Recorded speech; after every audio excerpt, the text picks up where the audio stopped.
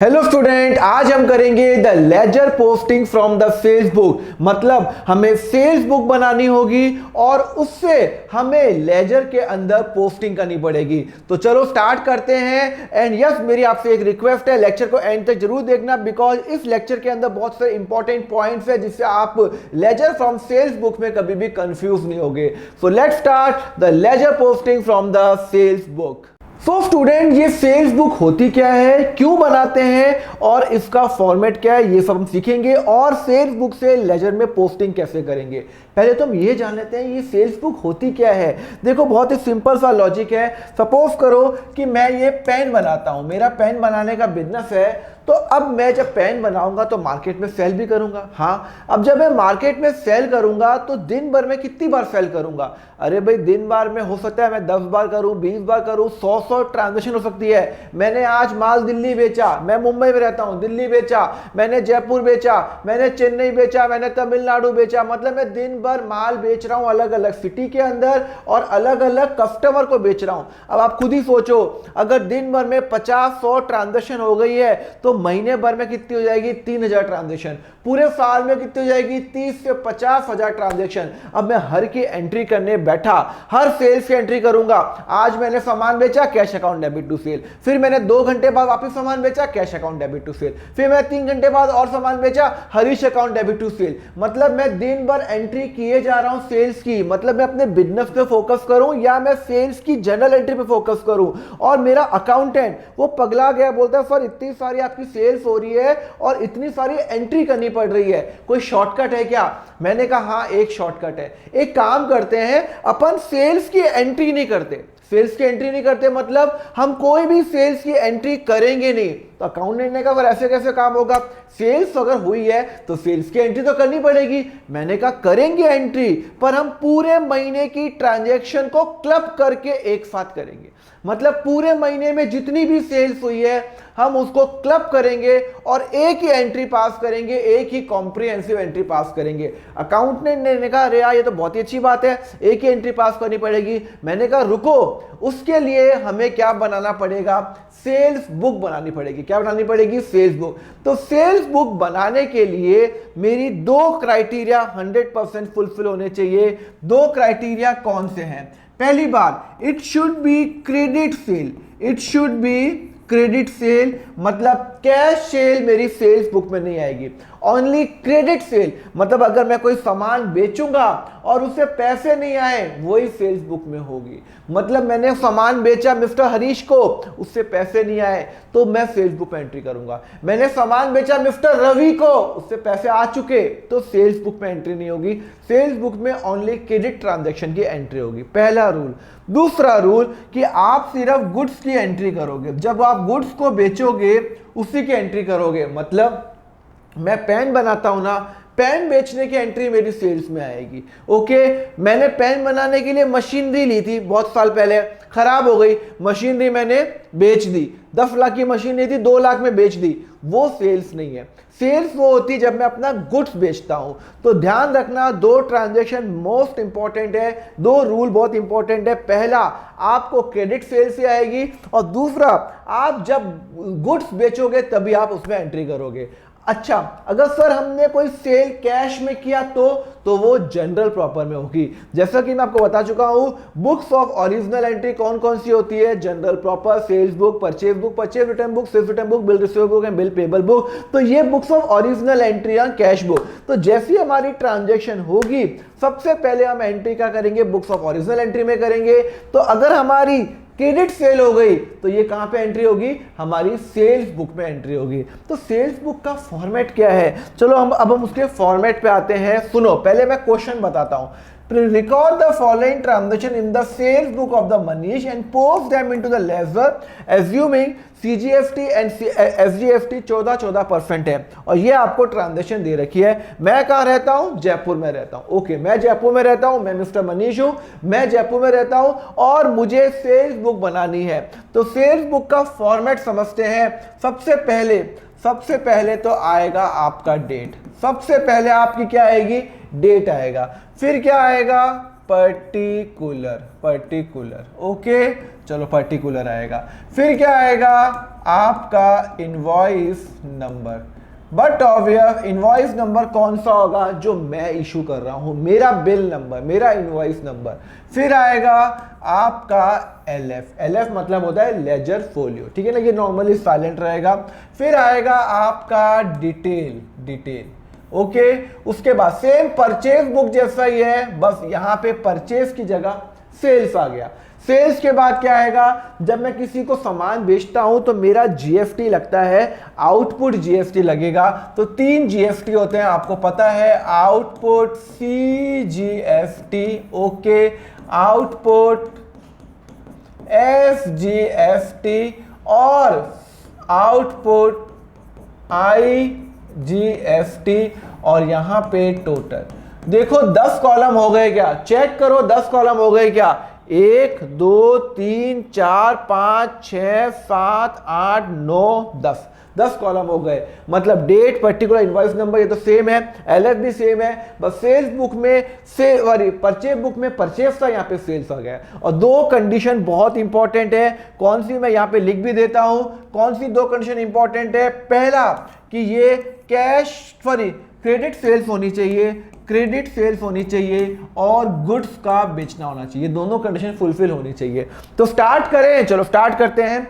1 अप्रैल 2022 को मैंने क्या किया, मैंने सामान बेचा आरव को। मैं जयपुर में रहता हूं, उदयपुर सेम सिटी में है, सेम स्टेट के अंदर है ओके।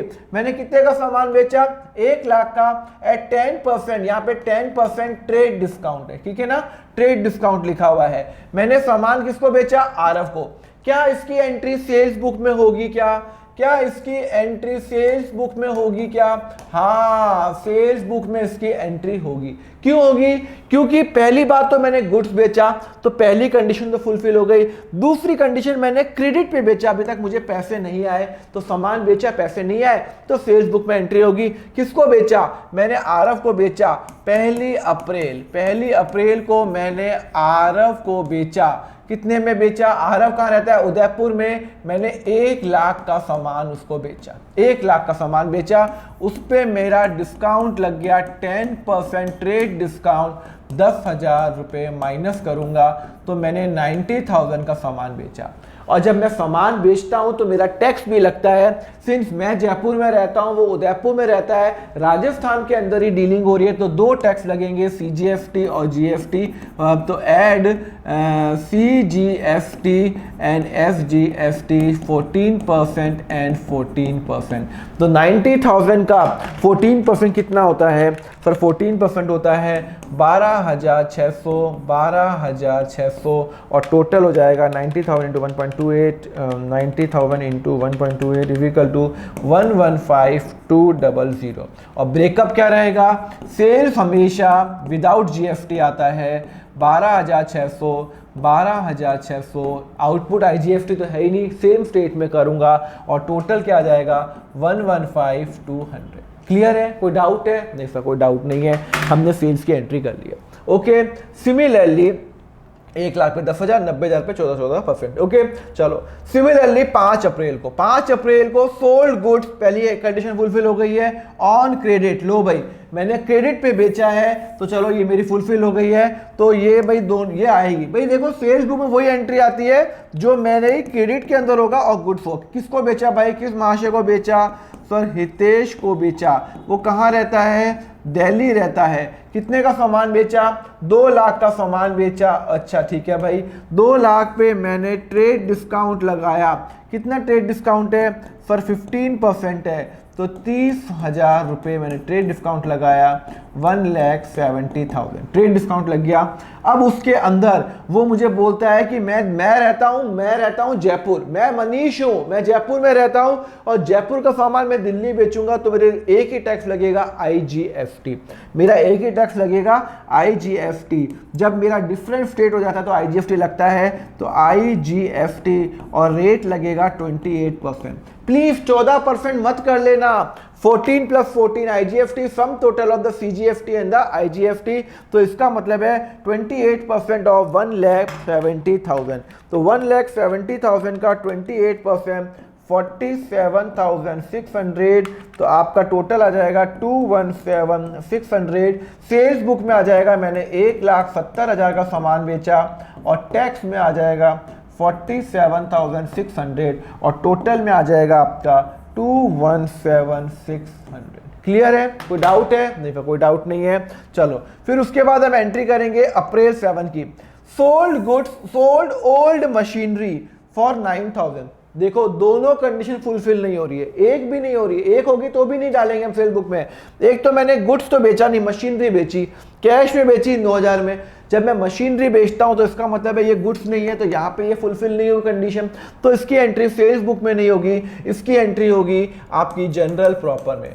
जिसकी एंट्री सेल्स बुक में नहीं होगी यहाँ वहां पे जनरल प्रॉपर में कर रहा हूं। मैंने कब एंट्री की है? मैंने 7 अप्रैल को मैंने मशीनरी बेची है, कैश अकाउंट, सर कैश नहीं लिखा हुआ, मैं एज्यूम कर रहा हूँ कैश में बेची है, और टू मशीनरी अकाउंट कितने की मशीनरी बेची है? सर 9,000 रुपए की, 9,000 रुपए की मैंने मशीनरी बेची है। क्लियर है? कोई डाउट है? मतलब मैंने मशीनरी सेल की है 9,000 रुपीज की, कैश मुझे मिल गया मशीनरी। मैंने कहां पे कर ली? जनरल प्रॉपर में। या तो ये कैश बुक में एंट्री होगी तो इसकी एंट्री नहीं होगी। अगर कैश बुक में एज्यूम कर रहा हूं, मैं कैश बुक नहीं बना रहा हूं, कैश अकाउंट बना रहा हूं, तो cash account debit to machinery. पर इसकी एंट्री सेल्स बुक में इसलिए नहीं हुई बिकॉज ये गुड्स नहीं है और कैश भी है, दोनों कंडीशन फुलफिल होनी चाहिए। ओके, तो इसकी एंट्री मैंने जनरल प्रॉपर में कर दी।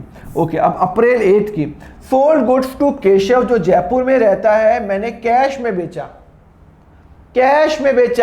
ये वाली कंडीशन तो फुलफिल हो गई है। मैंने सामान बेचा तो गुड्स तो है, पर मैंने कैश में बेचा तो ये कंडीशन फुलफिल नहीं हुई है। दोनों कंडीशन फुलफिल होनी चाहिए भाई साहब। आपकी एक ही कंडीशन फुलफिल हुई है तो आप इसकी एंट्री आप करोगे, यहां करोगे, जनरल प्रॉपर में करोगे। आपने सामान बेचा और कैश में बेचा। ओके, और जब आप सामान बेचते हो तो आपको जीएसटी भी लगता है। मैं रहता हूं जयपुर में और ये केशव भी रहता है जयपुर में, तो 2 टैक्स लगेंगे। एक लगेगा टू आउटपुट CGST और टू आउटपुट FGST। चलो, कितने का सामान बेचा? मैंने 40,000 का सामान बेचा, तो 40,000 पे 14% कितना लगेगा? 40,000 पे 14% for 5,600, तो 40,000 into 1.28, 40,000 into 1.28 is equal to 51,200।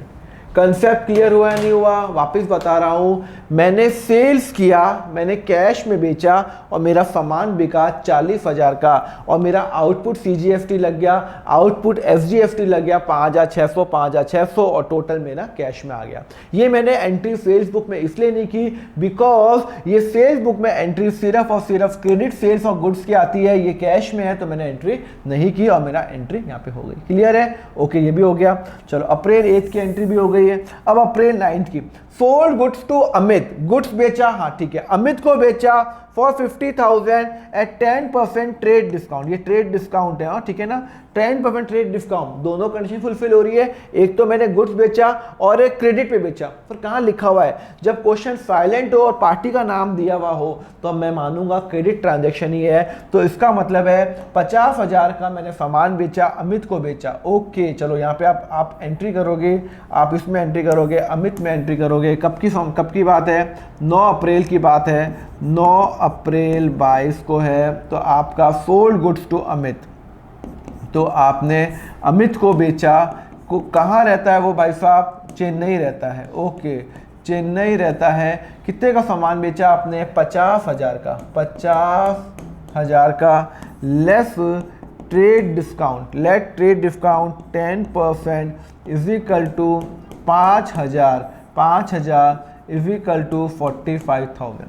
भाई 50,000 में फिर 10% ट्रेड डिस्काउंट माइनस करूंगा, और सिंस मैं अमित जो है वो चेन्नई रहता है, जब मैं सामान किसी को बेचता हूं चेन्नई, मतलब मैं जयपुर वो चेन्नई, तो मेरा IGST लगेगा। तो यहाँ पे लगेगा ऐड IGST कितना? 28%, 14% नहीं, 45,000 का 28%, तो 45,000 इंटू 28%, तो 12,600, तो प्लस करेंगे आपका 57,600।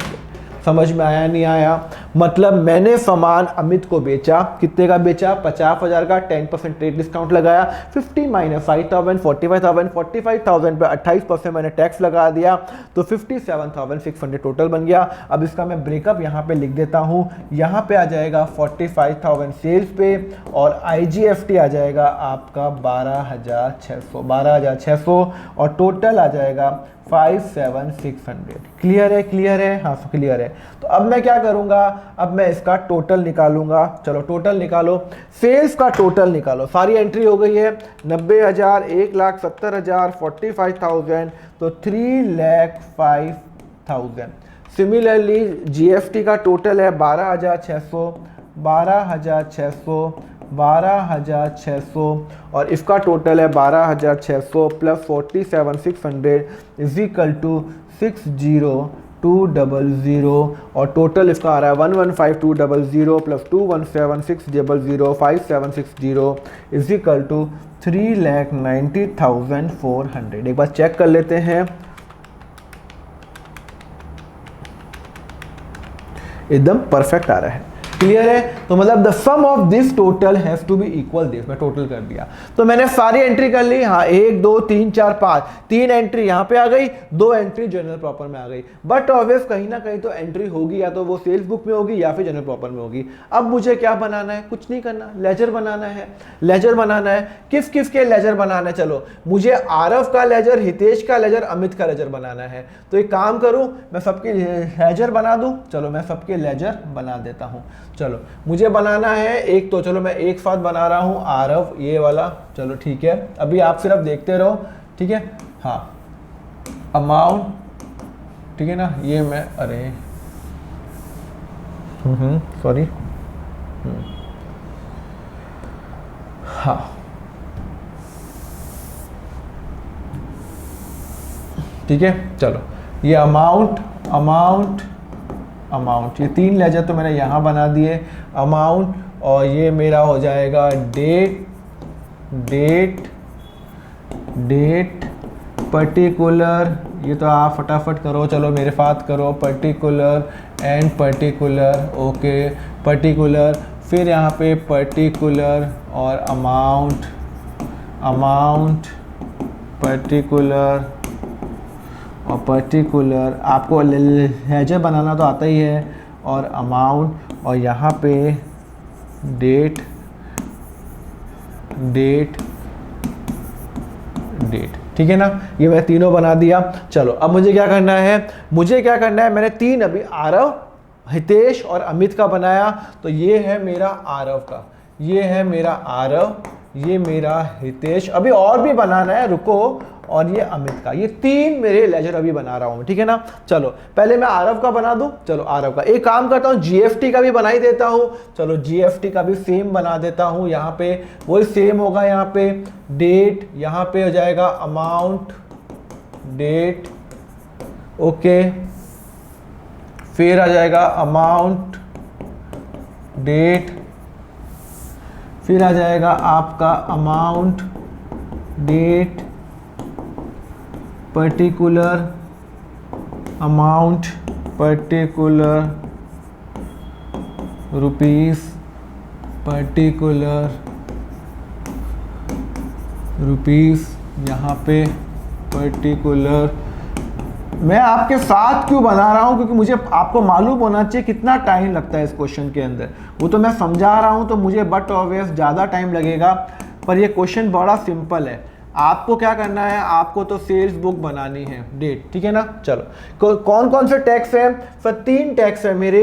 पहला टैक्स है मेरा आउटपुट CGST, दूसरा है सर आउटपुट SGST, और तीसरा है सर आउटपुट IGST, ठीक है ना। और ये डेबिट है, ये क्रेडिट है। ओके चलो स्टार्ट करें। सबसे पहले जब मैं किसी को सेल्स करता हूं तो मुझे एक डमी एंट्री करके बताओ जो सेल्स बुक में होगी। मेरी इसकी 1 अप्रैल की एक बार डमी एंट्री करो, बट ऑब्वियस मैं एंट्री नहीं करता हूं उसकी। पर एंट्री क्यों नहीं करता हूं? बिकॉज मैंने सेल्स बुक में चढ़ा चुका हूं। तो जब मैंने सामान आरव को बेचा 1,90,000 का, तब मैंने एंट्री क्या की होगी? फिर मैंने एंट्री की होगी टू सेल्स किया होगा, हाँ टू सेल्स किया होगा 90,000 रुपये। अगर मैं एंट्री करता और मैं करता आउटपुट कितना लगता है, जयपुर का माल उदयपुर जा रहा है तो जयपुर CGFT और टू आउटपुट FGFT लगता, और अमाउंट क्या होता 12,600 और 12,600, और मुझे आरव से पैसे लेने होते। मुझे आरव से पैसे लेने होते, कितने पैसे लेने होते? पर 1,15,200, this plus this plus this. Clear है? हाँ चलो, अभी इसकी एंट्री मैं करूंगा नहीं। पर क्यों नहीं करूंगा? क्योंकि मैं क्रेडिट वाली एंट्री कभी भी नहीं करता हूं अगर मैं सेल्स बुक में पोस्टिंग कर ली। अब यहां से मुझे सेल्स बुक में सेल्स अकाउंट में लेकर, सॉरी आरव के अकाउंट में लेकर जाना है। खुद ही दिमाग लगाओ, जब मैं किसी को सामान बेचता हूं तो मुझे उससे पैसे लेने होते हैं ना, मुझे उससे पैसे लेने होते हैं। तो यहाँ पे आरव डेबिट हो रहा है ना, परसेंट डेबिट होगा ना, तो आरव के डेबिट साइड में आएगा, आरव के डेबिट साइड में आएगा टू सेल्स, कितने का? मैंने 90,000 की सेल्स की आरव के डेबिट साइड में। और क्या आएगा? उसका 2 टैक्स। देखो ना, आरव अकाउंट डेबिट हो रहा है तो डेबिट साइड में 3 आइटम आ रहे हैं, सेल्स, आउटपुट और आउटपुट। ओके, तो आउटपुट और आउटपुट, तो यहाँ पे to output CGFT, to output FGFT, 5,400, 5,400, 1,422। Clear है? आरव का खत्म हो गया। सिमिलरली मुझे GST की एंट्री करनी पड़ेगी, तो मैं एक साथ GST की एंट्री करूं या अभी कर लूं? चलो अभी कर लेता हूं, कोई प्रॉब्लम नहीं है। मैंने सेल्स की एंट्री पर, मैं एक बार काम करता हूं, पहले सेल्स की एंट्री कर लेता हूं। सिमिलरली मैंने आरव को ये वाली एंट्री कर ली, हाँ मैंने ये वाली एंट्री कर ली, ये वाली एंट्री कर ली। ओके चलो, अब मैं आरव की, हितेश की एंट्री की नहीं, हितेश की एंट्री नहीं की। हितेश कितने फिर डेबिट हो रहा है? 1,70,000 से, तो मैं हितेश से पैसे लूंगा, हितेश से लूंगा 1,70,000 रुपये। कब की डेट है सर? 1,70,000 है आपकी 5 अप्रैल 22 को। फिर सिमिलरली उसको आउटपुट लगेगा, IGFT लग रहा है, CGFT लग रहा है सर? IGFT लग रहा है, तो टू आउटपुट IGFT कितना लगेगा सर? 47,600। बस हो गया खत्म, हो गया खत्म इसका आरव हितेश हिसाब खत्म। हितेश के अकाउंट को डेबिट क्यों कर रहा हूं? मुझे उससे पैसे लेने हैं 1,70,000 और टैक्स का अमाउंट लेना है 47,600। सिमिलरली मैंने हितेश की एंट्री कर ली है, अमित की एंट्री करूंगा। चलो अमित के अंदर मैंने कितने का सामान बेचा सर? अमित को मैंने सामान बेचा 45,000 का। ओके, तो अमित को सामान बेचा टू क्या कहते हैं टू, अरे हितेश में हितेश तो नहीं आएगा, सॉरी ये आपका सेल होगा, ठीक है ना? हाँ टू सेल्स, ठीक है ना? हाँ तो टू सेल्स कितने का सामान बेचा मैंने अमित को सामान बेचा 45,000 का, तो 45,000 मैंने अमित को सामान कितने का बेचा? 45,000 का, और उसका आउटपुट IGFT लगा है, IGFT लगा है। डेट क्या है? 12,600, तो 12,600, 12,600। 45,000 का 28% कितना होता है? उतना ही होता है ना, 45,000 का 45,000 का 28%, 12,600। क्लियर है?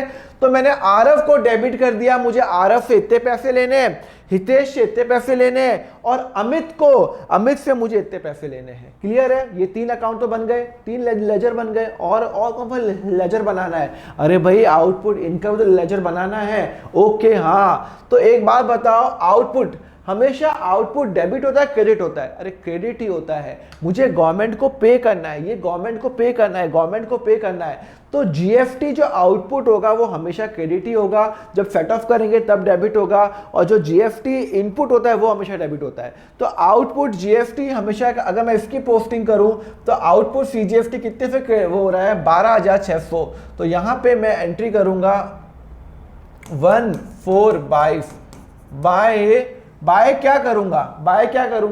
बाय हितेश करूंगा, बाय हितेश, क्योंकि हितेश से मुझे पैसे लेने हैं। हाँ आउटपुट कितना लेने हैं? मुझे कितने लेने हैं? 12,600, 12,600। बात समझ में आई या नहीं आई? मैंने आउटपुट सीजीएफटी को क्रेडिट कर रहा हूं, हाँ क्रेडिट कर रहा हूं, आउटपुट सीजीएफटी का लेजर बना रहा हूं, आउटपुट सीजीएफटी क्रेडिट हो रहा है और डेबिट में क्या आ रहा है? Aarav account, sorry Aarav account आ रहा है, तो यहां पे Aarav account, sorry Aarav account by Aarav account. Similarly यहां पे भी आ जाएगा आउटपुट, उसमें भी आ जाएगा बाय आरव अकाउंट 12,601,422। ठीक है, चलो ये भी हो गया।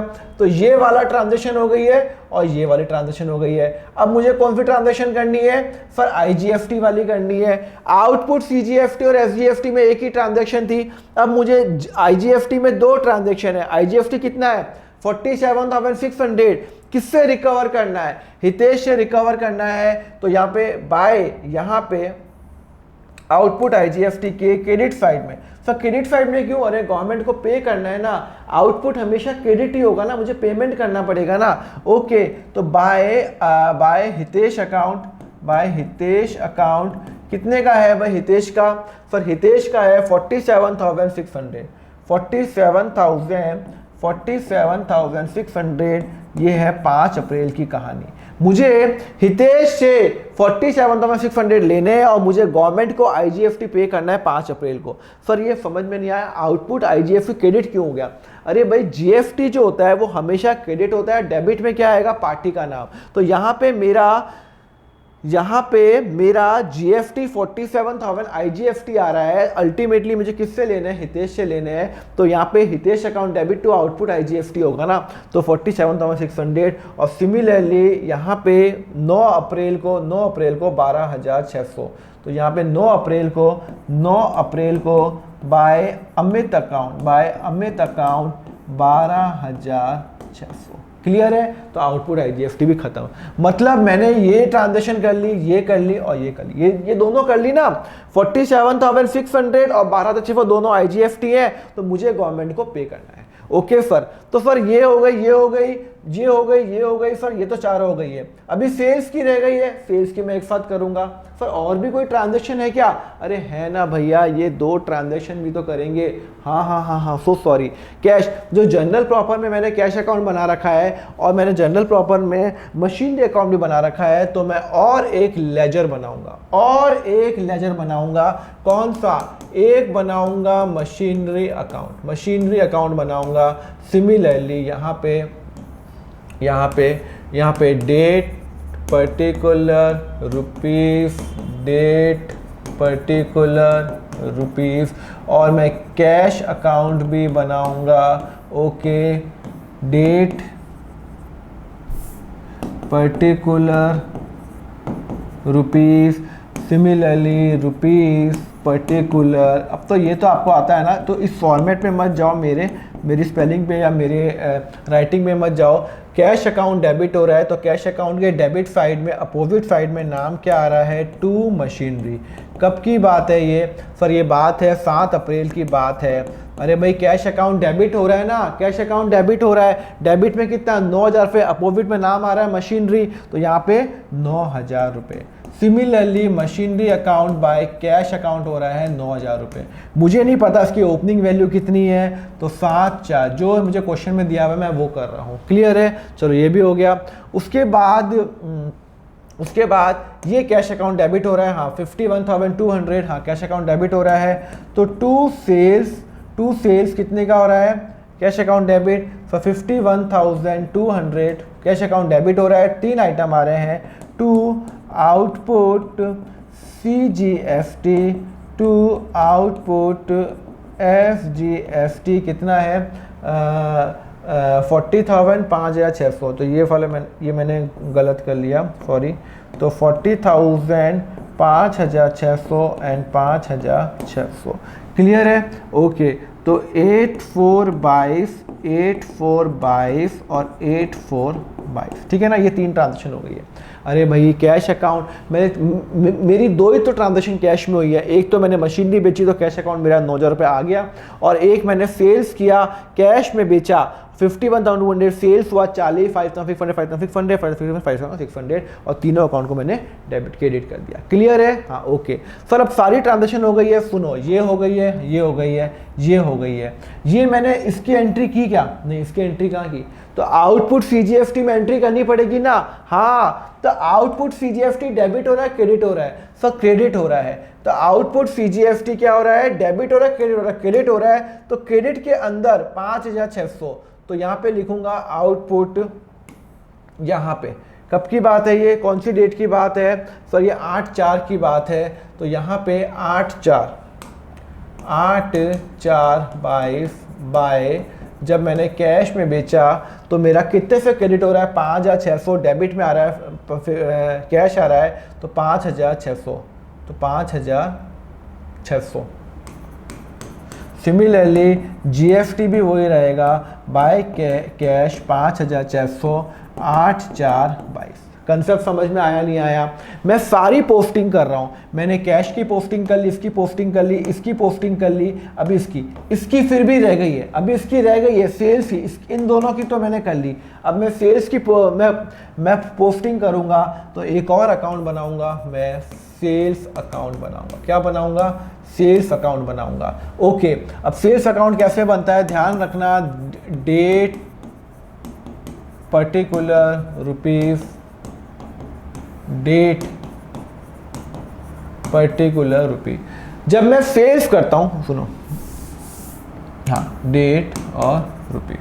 अच्छा, जब मैं सेल्स करता हूं तो ये सेल्स डेबिट हो रहा है क्रेडिट हो रहा है? अभी सर ये सेल्स बुक की नहीं करोगे? नहीं, पहले मैं जनरल प्रॉपर की एंट्री करूंगा, बिकॉज जो सेल्स बुक की जो एंट्री होगी ना वो महीने के एंड में होती है क्रेडिट वाली। ओके, तो पहले मैं जनरल प्रॉपर में सेल्स आ रहा है क्या? धक धक धक धक धक धक धक धक धक धक, हाँ पर सेल्स आ रहा है। तो सेल्स कितने पे क्रेडिट हो रहा है? सर 40,000 से। डेबिट में नाम क्या आ रहा है? तो बाय कैश। तो यहां पे मैं लिखूंगा बाय कैश। कब की बात है भैया? ये 8/4 की बात है। कितने की बात है? 40,000 का मैंने सामान बेचा, 40,000 का सामान बेचा, तो सेल्स अकाउंट क्रेडिट हो रहा है, क्रेडिट साइड में आएगा। अपोजिट साइड में नाम आ रहा है कैश अकाउंट, तो कैश अकाउंट आएगा। सेल्स अकाउंट क्रेडिट हो रहा है 40,000 से, तो 40,000 से यहाँ पे कैश आएगा। क्लियर है? कोई डाउट है? ओके, यहाँ तक तो कोई डाउट नहीं है ना? चलो यहाँ तक कोई डाउट नहीं है। चलो ये भी हो गया। तो सर सारी तो एंट्री हो गई है, ये भी कर चुके हो, ये भी कर चुके हो, ये भी कर चुके हो आप सर, ये और ये कर चुके हो, बस एक एंट्री रह गई है। एक एंट्री रह गई है सेल्स की, क्रेडिट सेल्स की। अगर मुझे गवर्नमेंट आके पूछे कि मेरे पूरे महीने में सेल्स कितनी हुई है, तो क्या मेरे पूरे महीने में सेल्स 40,000 हुई है? नहीं, 40,000 तो कैश की सेल्स है। इसका मतलब है महीने के एंड में मैं ये जो सेल्स बुक में जितनी भी सेल्स आ रही है 1, 2 और 3,05,000 रुपए, यहां पे लिखूंगा by sundries as per sales book. By sundry as per sales book कितना अमाउंट लिखूंगा? 3,05,000 रुपए। अब मुझे गवर्नमेंट पूछेगी कि मैंने कितना सेल्स किया, तो मैं गवर्नमेंट को बोलूंगा देखो मैंने पूरे महीने में 40,000 का सामान बेचा, सेल्स तो क्रेडिट ही होगा। ओके, कैश में बेचा और क्रेडिट में बेचा 3,05,000 का। गवर्नमेंट बोलेगी इसका ब्रेकअप बताओ, 3,05,000 का आपने कहाँ सामान बेचा, तो मैं बोलूंगा ये इसके लिए मैंने सेल्स बुक बना रखी है। 3,05,000 का मैंने आरव को बेचा, हितेश को बेचा और अमित को बेचा। बट ऑब्वियस सेल्स के अंदर कभी भी जीएफटी नहीं आता, वो जीएफटी हमेशा अलग हेडिंग में आता है। सेल्स अकाउंट के अंदर या परचेज अकाउंट में कभी भी एक्सक्लूडिंग जीएफटी होता है, जीएफटी कभी भी नहीं आएगा। ये बात हमेशा हमेशा आप ध्यान रखना। क्लियर है? तो सेल्स बुक में मैं एंट्री क्या करूंगा? एंड में करूंगा। क्या करूंगा? एंड में करूंगा by sundries as per the sales book. By sundries as per the sales book 3,05,000 रुपए और ये मेरी कैश। तो मतलब टोटल मेरी सेल्स हो गई 40,000 प्लस 3,05,000। ये मेरी कैश सेल्स है, ये मेरी क्रेडिट सेल्स है और सेल्स बुक में एंट्री। बच्चे ये एंट्री करना भूल जाते हैं, बाकी सब एंट्री कर लेते हैं। यही इसी के तो मेन मार्क्स है। By sundry as per sales book तो 3,05,000, तो इसकी भी एंट्री हो गई है। मतलब सबकी एंट्री हो गई है। इसकी हो गई, इसकी हो गई, इसकी हो गई, इसकी हो गई, इसकी इसकी ये तो एक साथ एंट्री कर ली मैंने, और मैंने इन सब की मैंने एंट्री भी कर दी, और ये मेरा क्वेश्चन यहाँ पे कंप्लीट हुआ। आपको समझ में आया नहीं आया? चलो, तो अभी तक मैंने क्या कंप्लीट कर लिया, the laser posting from purchase book खत्म कर चुका हूँ, और आज मैंने खत्म किया द लेजर पोस्टिंग फ्रॉम अभी मैंने खत्म किया ledger posting from the sales book. अब हम कहाँ बढ़ेंगे?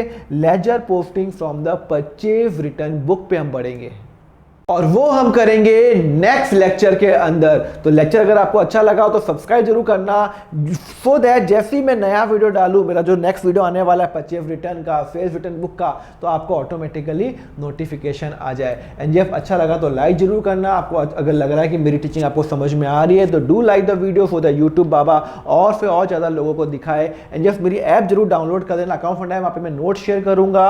यस, टाइम टू टाइम वहाँ पे नोट शेयर करूँगा, आप उसको डाउनलोड जरूर कर देना। एंड जस्ट मेरा व्हाट्सएप ग्रुप ज्वाइन करना क्लास 11th का, क्लास ये टेलीग्राम चैनल भी ज्वाइन कर लेना, वहाँ पे मैं नोट शेयर करूँगा। ऐप में मेरा 100% कोर्स 11th और 12th का अवेलेबल है। 160 आवर्स का क्लास 11th का है एंड 240 का क्लास 12th का है। बहुत सारे बच्चों ने कोर्स लिया हुआ है एंड ऑलमोस्ट सभी बच्चों के 90+ मार्क्स आए हैं एंड बहुत सारे बच्चों के 100% मार्क्स आए हैं बोर्ड्स के अंदर। Okay, so thank you very much and hopefully आपको लेक्चर अच्छा लगा हो तो कमेंट जरूर करो आपको लेक्चर कैसा लगा। Till then have a nice day, take care.